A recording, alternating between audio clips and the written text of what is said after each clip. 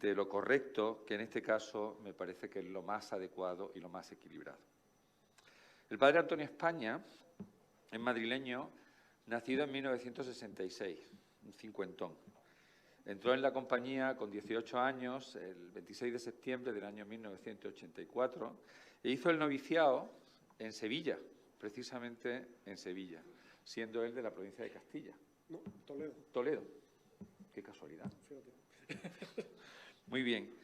Estudió filosofía en Comillas y se licenció en Historia por la Universidad Autónoma de Madrid en 1993.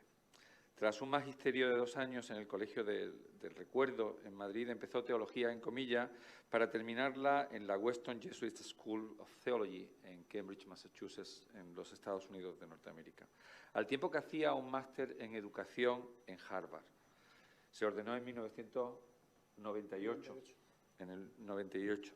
Y terminada una formación tan amplia, fíjense en las universidades que hemos citado, Comillas, Autónoma de Madrid, Western School, Harvard, volvió a España y desarrolló su vida ministerial en colegios de la compañía, en el Recuerdo, en el San Ignacio de Oviedo, en Inmaculada de Gijón. Oviedo y Gijón, Asturias, tienen una vinculación especial para ti también y para tu propia biografía, para ser nombrado director del Recuerdo en el año 2013, cargo que ocupó y cuya responsabilidad estuvo hasta ser provincial en mayo del año 2017. Se cumplen ahora 5 años, se acaban de cumplir 5 años, su sexteto termina el año que viene. Pero me gustaría poner en valor su trabajo como provincial, porque como provincial máximo responsable de la compañía en España, pienso que la mayoría de la gente no se hace una idea de cómo es la compañía en España, habría que dar alguna cifra y un economista como yo no puede resistirse a eso. Tiene a su cuidado más de 200 obras repartidas por todo el territorio nacional. Más de 200 obras. Entre ellas, 3 universidades, algunas de ellas tan grandes o tan importantes como Deusto o Comillas, y algunas tan jóvenes, a las cuales también hay que cuidar quizás más, por esa propia juventud, como la Universidad Loyola, al tiempo que tiene 4 centros universitarios a su cargo, más de 70 colegios, centros de evangelización, de acogida, parroquias, comunidades. Casi 1 millar de jesuitas y no sé cuántos laicos, pero empecé a hacer las cuentas y debíamos de estar alrededor de 12.000 y pico, son los laicos que tienes a tu cargo. ¿Se imaginan ustedes lo que son casi 1 millar de jesuitas y 12.000 laicos? Eso es mucho. Una inmensa responsabilidad que abruma y que ha ejercido, me gusta subrayarlo, con claridad y valentía en tiempos muy difíciles. Los tiempos de la prepandemia, plena integración todavía de 5 provincias en una provincia única, toda fusión, toda integración siempre implica fricciones, pero también en tiempos de pandemia. 2 años de pandemia en una institución como la propia compañía, que es de cercanía, del cuidado del otro, y nos pone pantallas por medio, es muy difícil de gestionar en ese contexto. Pero al mismo tiempo también está haciendo un trabajo fantástico desde la propia compañía de resurgirla para el mayor servicio de la Iglesia. Y está siempre pendiente de todos. Permíteme, Padre, que termine dándote además las gracias por venir a este congreso, por la ponencia que vas a desarrollar ahora y especialmente, y lo quiero hacer en público, por el apoyo que siempre le has prestado a la Universidad Loyola de Andalucía y a este pequeño rector que está a tu servicio. Muchísimas gracias. Gracias.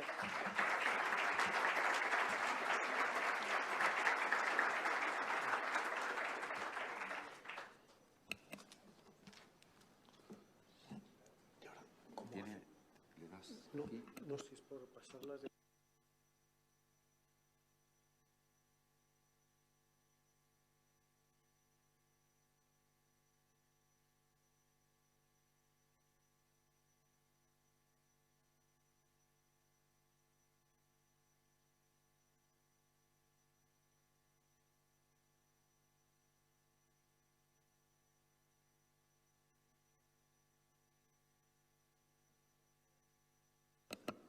Muchas gracias, Gabriel. Y también muchas gracias a todos y todas por estar esta tarde aquí, ¿no? Y yo creo que lo que me han pedido, aproximación a la figura de Ignacio de Loyola, es lo que voy a tratar de hacer lo mejor posible, ¿no? Acompáñeme a la pequeña sala de recibir, no lejana del cuarto donde ha escrito sus últimos años, algunos miles de cartas, donde ha dejado constancia escrita de algunas de sus experiencias más personales, donde ha completado prácticamente las constituciones de la Compañía de Jesús y donde hace pocas horas Ignacio acaba de morir. Es una noche sofocante del 31 de julio romano de 1556. Hace días que lo habían traído desde la viña de descanso de los escolares. Allí podía respirar mejor y el médico había prescrito ese retiro al padre general enfermo, con sus sospechosos dolores de estómago. Pero él mismo había repetido con insistencia que deseaba morir en su cuartel general de Roma. Es verdad que al conocer su vuelta a casa, las visitas comenzaron a multiplicarse. Hubo que trasladar su cama a la sala de recibir porque su cubil de trabajo pues era demasiado angosto. Esa noche repitió varias veces, ¡ay Dios! Y cuenta el padre Polanco, su secretario, que antes de 2 horas del sol, estando presentes el padre Madrid y el padre Andreas de Fres, dio el alma a su Criador y Señor sin dificultad alguna. Y añade, pasó al modo común de este mundo. Sus compañeros sintieron inmediatamente la necesidad de aproximar la figura de Ignacio, como deseo hacer yo hoy, a los que habían conocido de cerca, a los que le demostraron afición y a los que presumiblemente conocerían su vida y su espiritualidad en el futuro. Inmediatamente se dio la orden y un hermano jesuita realizó una mascarilla de yeso, tomada del cuerpo que yacía exánime sobre el suelo de rojas losetas valencianas. A pesar de las dificultades, labio superior hinchado, el inferior demasiado oprimido por el yeso, los ojos cerrados, resultaba bien reconocible y en los días posteriores era imposible contemplar su rostro sin lágrimas. Cuando luego el padre Giovanni Battista Velati lo coloreó con su conocida habilidad, parecía a todos tener presente a Ignacio mismo con su cabello rubio, su ralo bigote, su breve barba y sus muy vivos ojos negros. Comentaban los amigos que la fuerza que de ellos emanaba hacía olvidar su baja estatura, 1,60 m, pero de energía arrolladora. Reproducir la figura de Ignacio para la posteridad era necesario. Ya lo habían reconocido así sus más íntimos. El mismo año de su muerte, 1556, pidieron los compañeros al pintor florentino Jacopino del Conte se lo hiciera presente en un cuadro de mediano formato. Allí aparece sereno y lleno de mansa autoridad, el que vemos ahora mismo a mano izquierda, ¿no? Allí aparece sereno y lleno de mansa autoridad, aristocrático rostro, quizá demasiado alargado en opinión de quienes la habían conocido. 2 años más tarde, en 1558, las presiones de Pedro Rivadeneira lograron todavía que Alonso Sánchez Coello, retratista de la familia real española, lo pintara de nuevo, guiado de un modelo de barro hecho por el hermano Domingo Beltrán, que es el otro cuadro que tenemos, ¿no? Y le vemos pues mucho más avejentado, se pronuncian las arrugas prematuras en un rostro muy trabajado, de ojos llamativos con huellas de lágrimas frecuentes, como cuenta en su diario espiritual. Sí, era necesario dar a conocer a Ignacio con realismo. Era un modo de mantener viva su personalidad y su obra ante los ojos de todos. Hacía años que 2 muy cercanos compañeros suyos, el más joven de todos, los profesos de ese momento, el padre Luis González de Cámara y el fiel y eficaz mallorquín Jerónimo Nadal, guardaban como un tesoro una presentación más honda, no plástica, sino escrita en letras. Había sido difícil lograrla, como contaría luego el mismo Nadal. Y ahí está este texto, ¿no? Que dice: yo y otros compañeros de la orden hemos escuchado a menudo a nuestro padre Ignacio afirmar que había pedido a Dios que ocurrieran 3 cosas antes de su muerte, a saber, la confirmación papal de la compañía, la confirmación de los ejercicios y la redacción final de las constituciones. Pensando esto y viendo que ya se habían conseguido todo, me embargó el temor de que Ignacio pudiera pasar pronto a mejor vida. Es bien sabido que los hombres santos que han dado luz a una nueva orden religiosa suelen legar a esta algunas exhortaciones edificantes como último legado suyo. Por eso he visto, dice Nadal, llegado el momento conveniente para pedirle a Ignacio que haga lo mismo. Ignacio se excusó, aludiendo a sus muchas ocupaciones, diciendo que no podía dedicar a eso ni su mente ni su tiempo. Se celebraron las misas y entonces prometió cumplirlo. Pero como veía que no deseaba emprender esta tarea, me atreví a decirle: si cumple nuestro ardiente deseo, disfrutaremos sin duda de ese enorme favor con avidez. Pero si no fuese así, eso no nos hundirá, sino que seguiremos confiando en Dios tanto como si tú hubieras descrito todas esas cosas. Ignacio no respondió nada, pero ese mismo día, me parece, dice Nadal, hizo llamar a Luis Gonsalves y comenzó a contarle la historia de su vida, que el padre, que tenía una excelente memoria, iba después escribiendo. Así surgieron Acta Ignati, que corren ahora de mano en mano y que hemos llegado a conocer hoy como autobiografía, ¿no? Con todo, no era el propósito de los fieles compañeros Cámara y Nadal presentar la pura anécdota vital de Ignacio. Su objetivo no era dar a conocer en detalle al cortesano de Arévalo o Navarra, ni al soldado apasionado y vanidoso de Pamplona. Creían necesario más bien que Ignacio narrara el núcleo y génesis de su santidad y que transmitiera un testimonio auténtico de la acción de Dios en su vida a lo largo de su conversión, o de lo que nosotros ahora llamamos conversión, porque, como veremos en este congreso, pues bueno, el mismo concepto está discutido, ¿no? Esa era la presentación que más interesaba a la compañía naciente y la que nos interesa a nosotros hoy. Entonces voy a hablar de 3 puntos, como buen jesuita, no puedo excederme. Y entonces el primero es, tomando esta frase de la autobiografía, en el número 99, que dice: siempre y a cualquier hora que quería encontrar a Dios, Ignacio lo encontraba. No le fue fácil a Ignacio dictar la historia de su peregrinación interior. Hubo días en que se sentía obligado a dejar bien claro qué intención lo guiaba al poner a la vista de todos tantos aspectos de su alma y a reiterar la sencillez con que exponía todas estas cosas. En una de esas ocasiones escuchó Cámara la tremenda confesión que constituye el rasgo central de Ignacio interior. Siempre y a cualquier hora que quería encontrar a Dios, lo encontraba. Y resuena ahí la experiencia del Cardoner en la autobiografía, en el número 30, donde Ignacio se dio cuenta que veía todo de una manera nueva. Esas habían sido sus palabras, las experiencias de sus primeros años, muy especialmente la que tuvo a poco más de 1 milla de Manresa, y no habían sido visiones limitadas en el tiempo.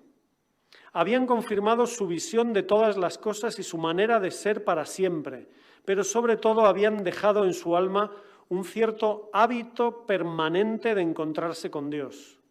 Parecía increíble, pero no cabía la posibilidad de dudar. Ignacio, el antiguo cortesano, el efímero soldado, se encontraba realmente con Dios. Ir conociendo su mundo interior revelaba lo aparentemente inaudito. Dios y el hombre pueden realmente encontrarse. Una presentación de Ignacio de Loyola debe comenzar por este rasgo central. El hombre Ignacio vivía una experiencia inmediata de Dios. A pesar de ser del todo inconcebible, el infinito se ha hecho asequible y encontrable, configurando una vida humana. Ignacio ha vivido la experiencia de Dios y esto dinamiza todo su ser y lo impulsa un día hacia el mundo, porque sabe que lo que él ha sentido no se le puede negar a nadie. Arrupe nos comentaba esta visión de Ignacio con lo siguiente: San Ignacio procura y quiere que una vez realizada la primera experiencia que lleva a la primera conversión, no se la considere como un punto final, sino como un primer paso de la experiencia total, que se irá completando durante toda la vida y que debe renovarse en cada momento, de modo que el alma llegue a poder encontrar a Dios cada vez más profundamente en todas las cosas, en los acontecimientos y en las personas que nos rodean y a través de ellas en el fondo de su propio espíritu. Y también, como decía Rahner, en la carta de Ignacio a un jesuita de hoy, semejante convicción puede sonar como algo muy ingenuo para nuestro devoto quehacer. Pero repito, poniendo estas palabras en boca de Ignacio, que me he encontrado con Dios, que he experimentado al mismo Dios. Y me atrevería a añadir que si dejarais vuestro escepticismo acerca de este tipo de afirmaciones, escepticismo amenazado por un subrepticio ateísmo, podríais hacer esta misma experiencia. Y esto que Rahner pone en boca de Ignacio para los jesuitas, yo creo que también es para toda persona en el mundo de hoy. Una experiencia de Dios trino y uno, de un Dios uno y múltiple, remueve inexorablemente el alma y el cuerpo. Un día rezando se le empezó a elevar el entendimiento, como se veía la Santísima Trinidad en figura de 3 teclas, y esto con tantas lágrimas y tantos sollozos que no se podía valer, dice en su autobiografía en el número 28. O bien, y oyendo misa un día, lo que él vio con el entendimiento claramente fue ver cómo estaba en aquel santísimo sacramento Jesucristo nuestro Señor. Esto de ver nuevas todas las cosas hace no ya que haya experiencias externas, sino que aquellas experiencias externas evocan una experiencia absoluta e interior. Y ojalá en el mundo de hoy fuera posible recuperarla, darle un nuevo lenguaje y darle una nueva fuerza. En el núcleo íntimo de Ignacio ha nacido un impulso irrefrenable, una profunda añoranza por hacer concreta en su vida la experiencia de la encarnación de Dios en Jesús de Nazaret. Sus primeros tanteos lo llevaron a la búsqueda de sus huellas físicas en Tierra Santa, aquella anécdota pues simpática de Jerusalén, donde no se acuerda bien en qué orientación estaban las huellas de Ignacio en el Monte Olivete, y aunque le habían prohibido volver allí, él vuelve allí para ver simplemente la orientación, ¿no? Es decir, que también tenía su parte, vamos a decir, obsesiva en todo esto, ¿no? Es decir, que era santo, pero tenía sus problemas. A escuchar, pues, la traducción que de todo esto nos ha quedado hasta hoy, ¿no? Entonces, diciendo de este primer punto, ¿no? Solo la experiencia inmediata de Dios Padre, Hijo y Espíritu Santo, un Dios uno y múltiple, llevará a Ignacio a pronunciar con el corazón en la mano el eterno Señor de todas las cosas que se pone en los ejercicios. Que si alguna vez hemos hecho ejercicios, pues aunque uno, esto no es que uno pues se hace cura o se hace jesuita y ya con esto no, uno vuelve al número 98, que es la oblación de mayor estima y momento, y bueno, al menos temblar un poco hay que hacerlo, porque es entregar todo, ¿no? Y entregarlo además incluso llegando a humillaciones y a la máxima pobreza posible. O también a decidir su entrega personal en el tomad, Señor, y recibid. Algún jesuita, compañero mío, me dice que él es incapaz de rezar la oración completa, porque tomad, Señor, y recibid toda mi libertad, yo creo que con eso ya es suficiente. Y es verdad, ¿no? Con todo eso, la consagración definitiva en el seno de la Iglesia para así atender a la salvación y perfección de la ánima propia con la gracia de Dios. Lo segundo que voy a decir de Ignacio es que es una persona que va del yo al nosotros. Ignacio parece consciente desde los primeros años de su nueva vida de la necesidad ineludible de compartir su experiencia.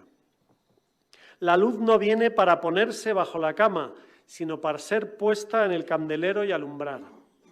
Cuando el año 1550 se redacta el examen primero y general, como nuestros primeros capítulos de las Constituciones, que se ha de proponer a todos los que pidieren ser admitidos a la compañía de Jesús, la vida personal de unión con Dios quedará ligada indisolublemente a la salvación y perfección de las ánimas de los prójimos. Es decir, que no es solamente una perfección, una experiencia personal subjetiva, algo, sino que eso solamente es posible si se une a los demás.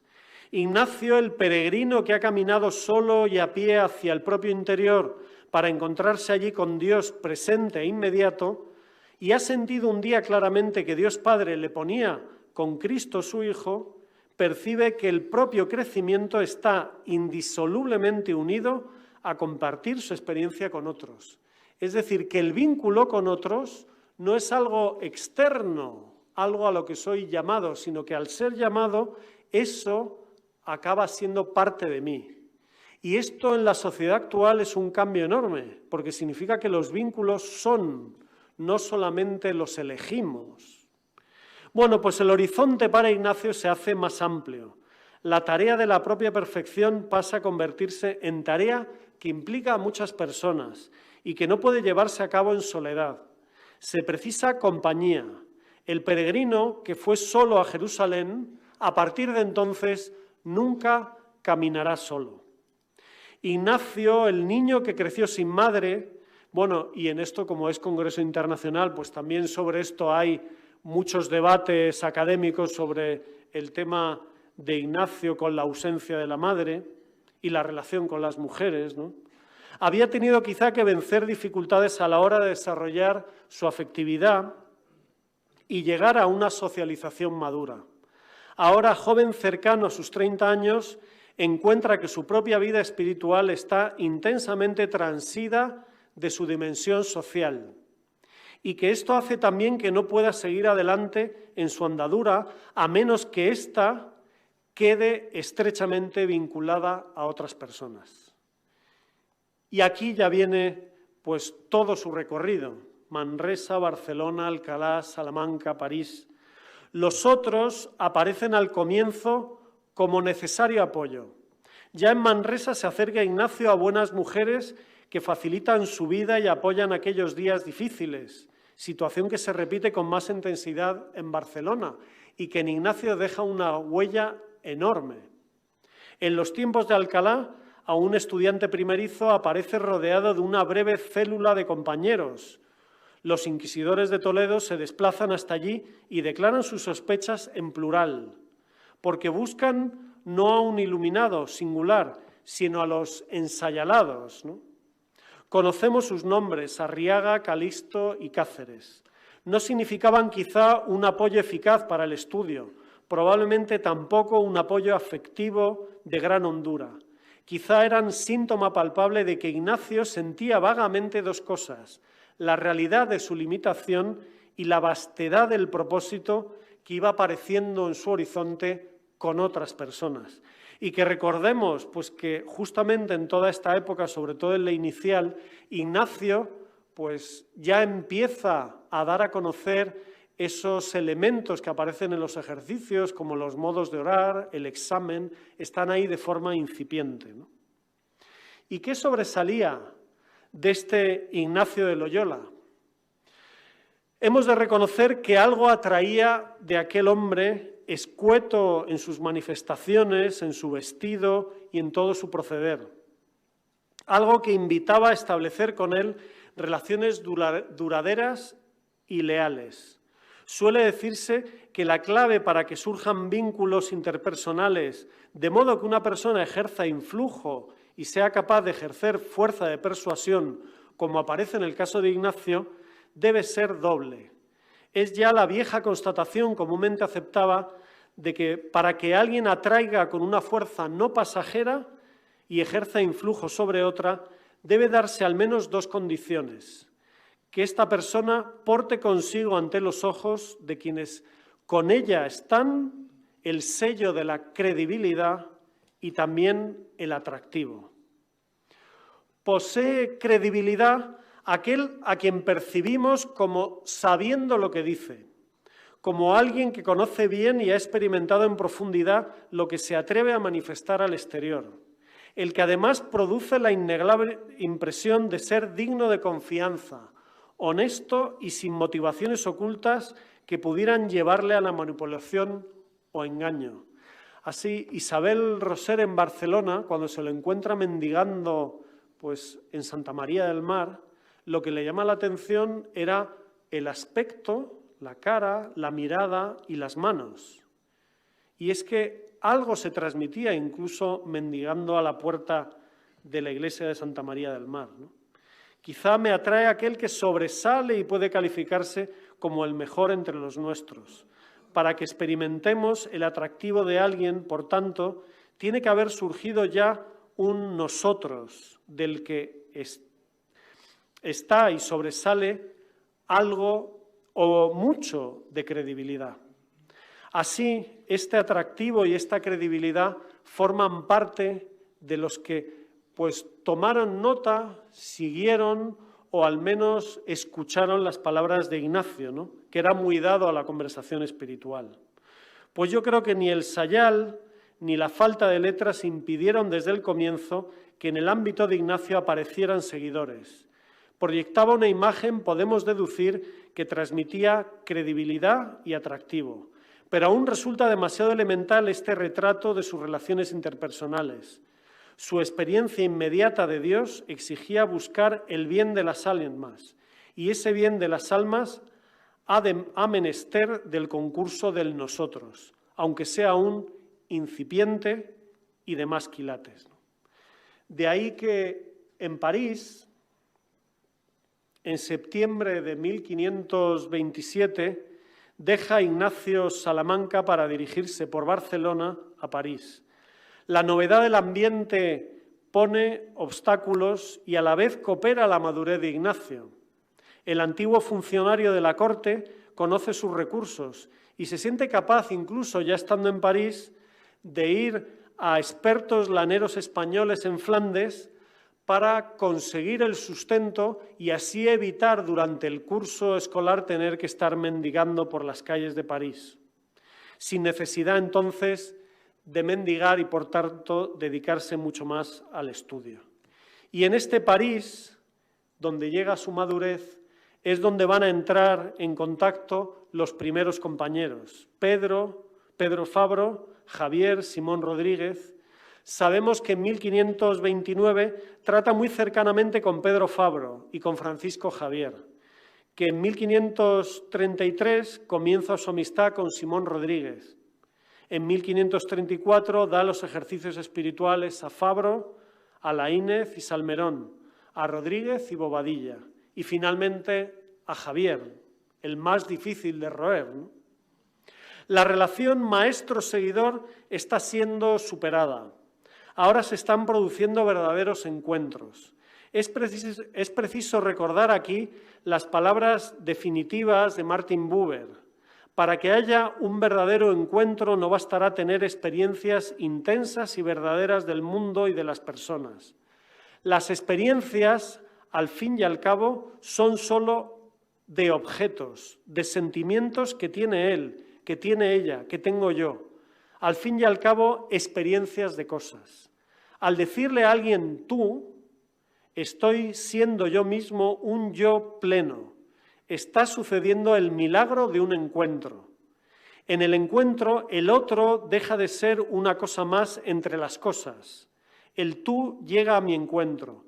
Yo entro en relación directa, inmediata con él. Así la relación significa elegir y ser elegido. Es un encuentro a la vez pasivo y activo. Me realizo al contacto con un tú, al volverme yo, digo también tú. Y con esta cita de Martin Buber yo creo que es que en el vínculo cambiamos nuestro ser, no solamente con Dios, encontrar a Dios en todas las cosas, sino además en ser con otras personas. Y ahí salen los amigos en el Señor, Montmartre, 1534. Ignacio sabía lo que era una relación que poseía la inmediatez de un encuentro yo-tú con Dios. Ahora va a intuir lo que significa encontrarse con sus criaturas en inmediatez gratuita. Están haciendo un nuevo nosotros en que cada uno comienza a encontrar una propia y nueva identidad personal y común. En estos votos de Montmartre de 1534 nace el núcleo de Amigos en el Señor, en el que cada uno se reconoce en los otros, pero no deja de ser uno mismo, en su singularidad y en su particularidad.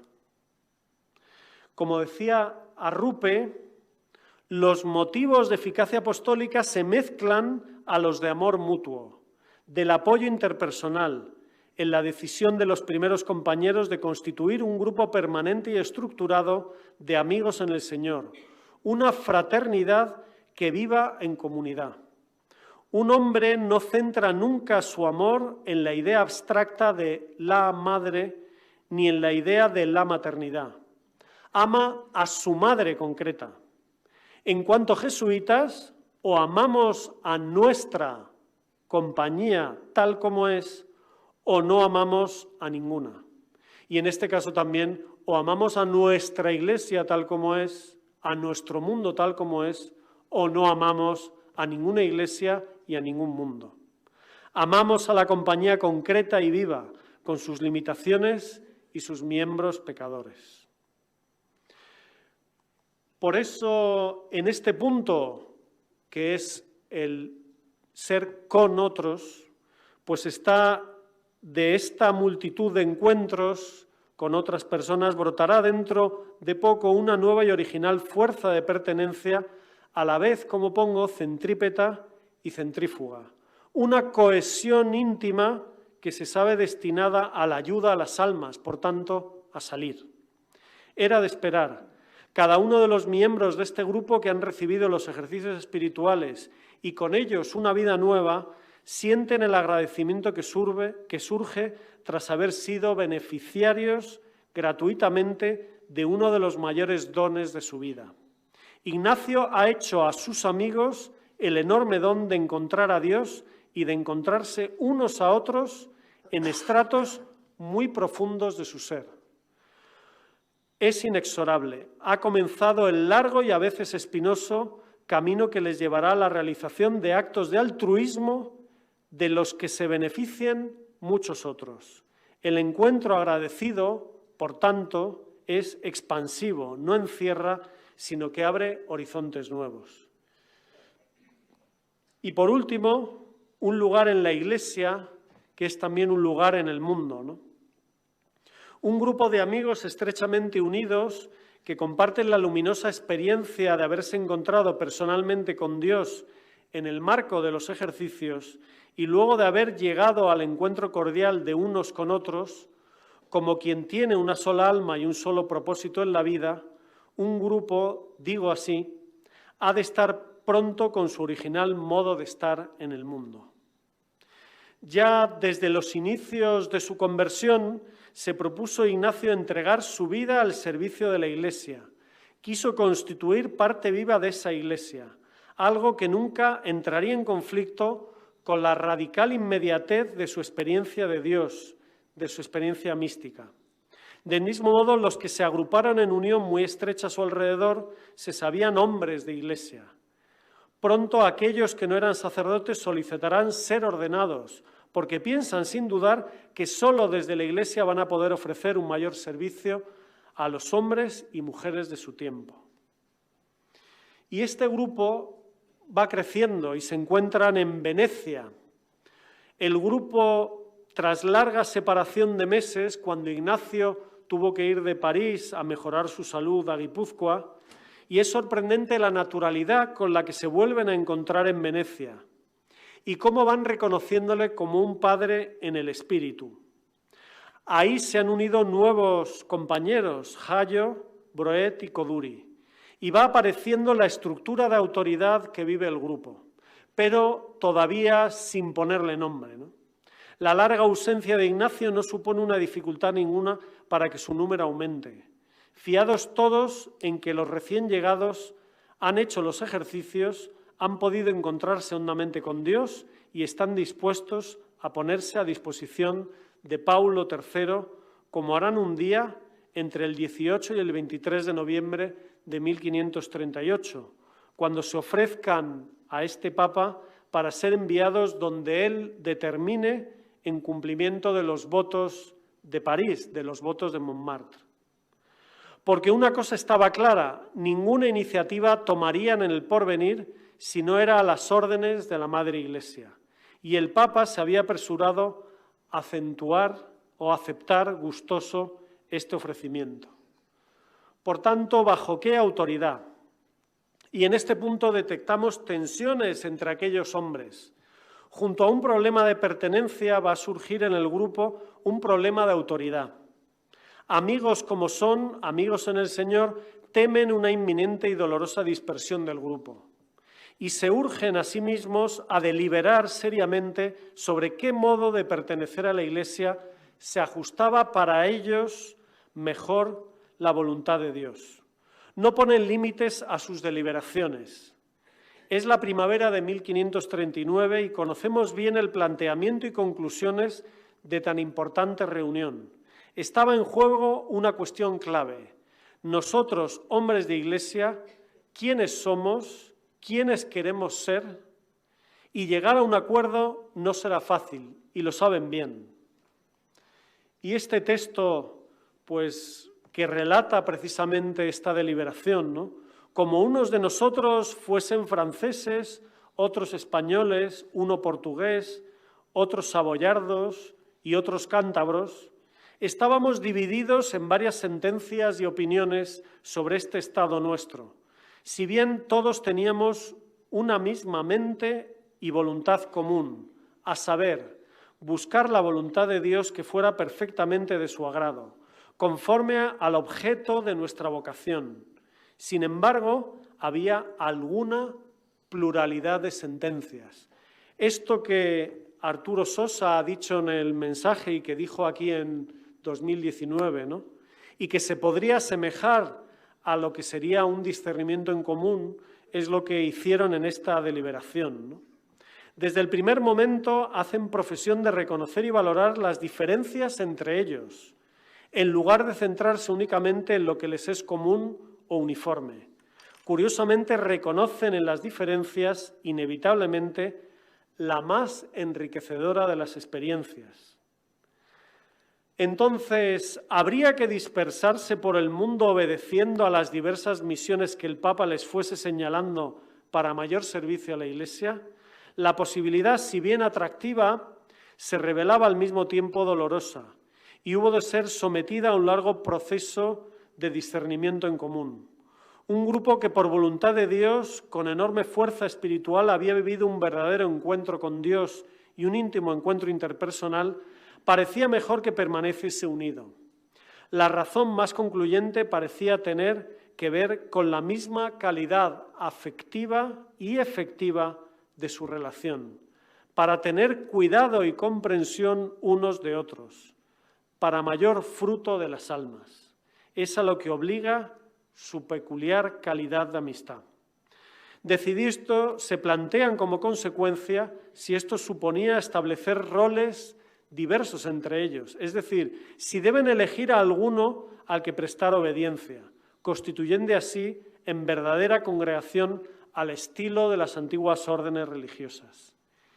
Y aquí es lo que queda, ¿no? Una fraternidad afectiva real, hecha de amistad y respeto, de aceptación y acogida de las identidades humanas en toda su variedad, lleva inexorablemente a descubrir la fecundidad de las diferencias, incluso los desacuerdos y las actitudes encontradas cuando se manifiestan y elaboran en un contexto de comprensión.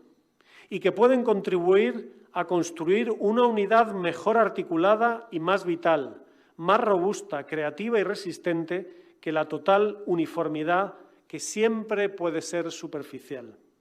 Y en este sentido yo creo que de aquí igual otro debate que surge son lo que se ha llamado el liderazgo ignaciano, ¿no? Y cómo bebe de estas fuentes de unidad, diversidad, de quién tiene la autoridad, de cómo generar esa autoridad, ¿no?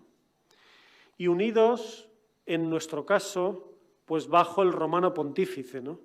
Permanecerán unidos, pues así lo han visto delante de Dios, pero eso pone sobre la mesa un nuevo problema, que es el problema de la autoridad, que decía hace un rato, ¿no? Su intuición espiritual rechaza embarcarse en una retórica espiritualista que resuelva cualquier tensión repitiendo hasta la saciedad que el poder está destinado al servicio. Eso es sin duda verdad, pero podía servir de coartada y evitarles examinar los límites de esa autoridad, los abusos en que puede caer. Ignacio es cauto. Tardará en ver que, subromano pontífice, eso no se discute, han de dar su obediencia a uno de ellos que garantice la unidad. Ignacio experimenta serias resistencias.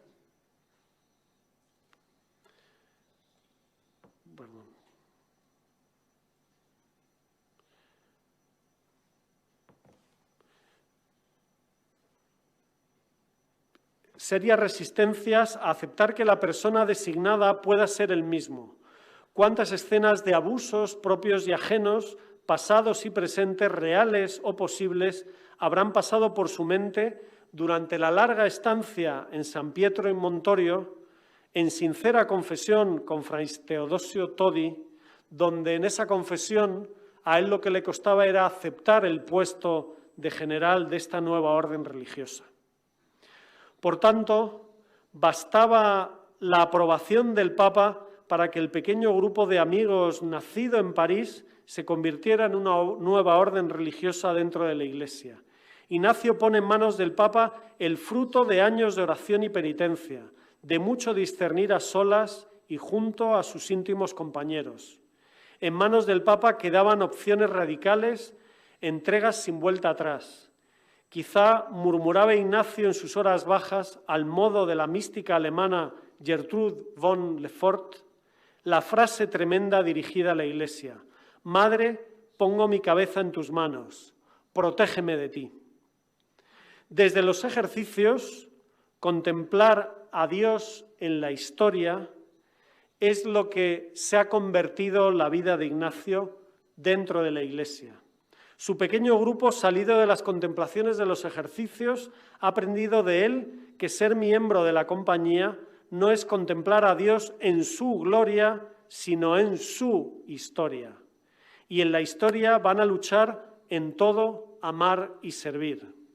Han aprendido del Maestro que traer nuevos hijos a la Iglesia consiste en radical entrega y a la vez en iniciativa incontenible. No pretenden reducir a los seres humanos al papel de súbditos obedientes a un Dios lejano, representado por una autoridad eclesiástica. Karl Rahner dice lo siguiente, ¿no?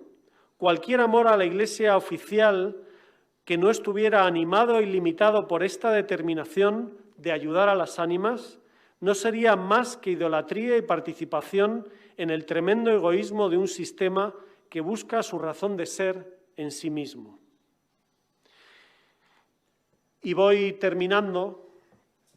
En el año 1609, aquella primera y elegante pintura que vimos al principio de esta charla con el rostro de Ignacio, plasmado por Jacopino del Conte, ha sufrido algunos retoques.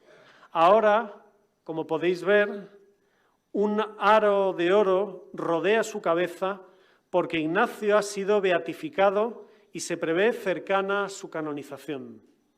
Los 1000 jesuitas del año 1556 se han multiplicado con asombrosa celeridad. Colegios, universidades, teología, moral, ciencias naturales, humanidades, estudios lingüísticos, arte, arquitectura y no solo espiritualidad.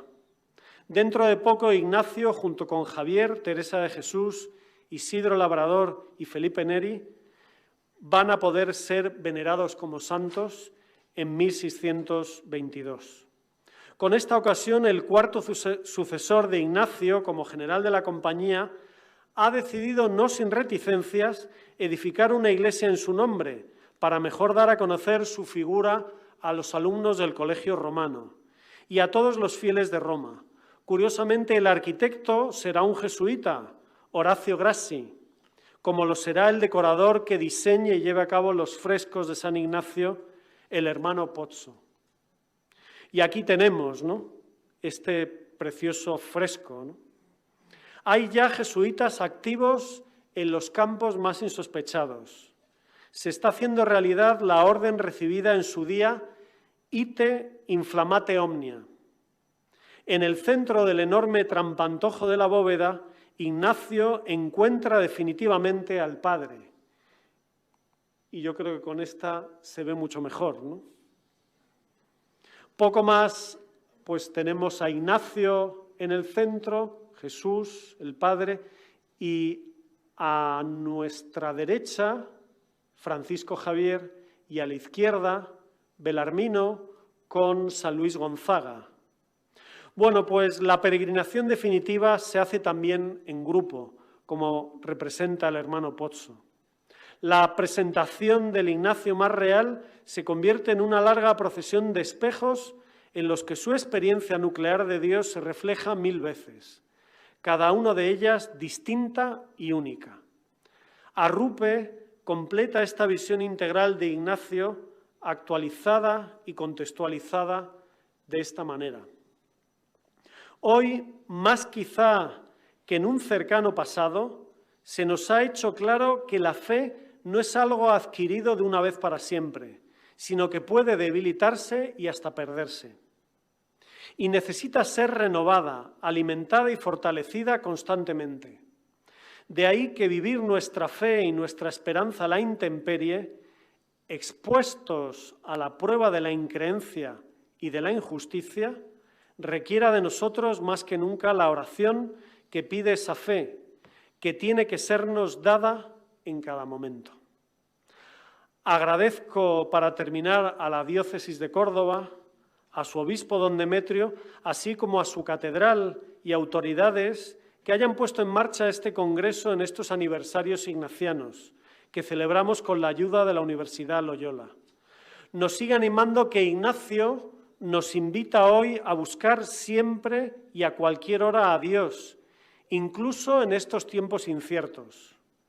Este mismo santo nos lleva a dejar de pensar o centrarnos en nosotros mismos para pasar del yo al nosotros, que suena a humanidad y a eclesialidad con credibilidad y atractivo, que nos pide una creatividad nueva y una iglesia en salida, en una compañía que, como decía Nadal, está siempre in fieri, es decir, haciéndose y en camino en momentos de increencia, injusticia e incertidumbre.